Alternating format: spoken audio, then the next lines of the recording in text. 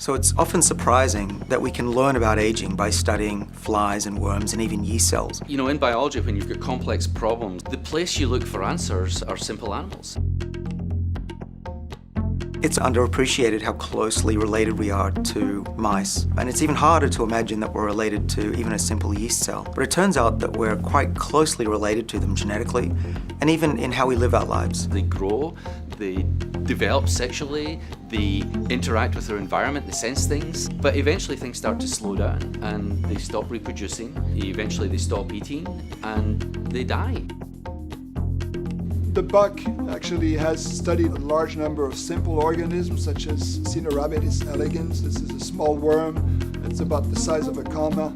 It is very simple. It lives 20 days. There's incredible power there because you can do lots and lots of experiments really quickly when you've got an animal that's aging that rapidly.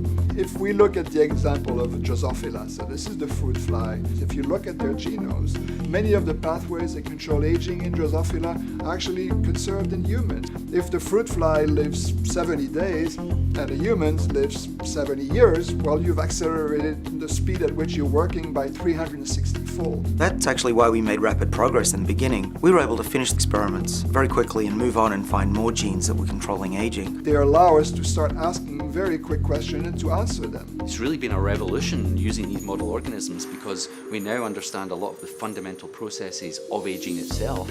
Many of the findings that have been made in these simple organisms can now be translated into humans.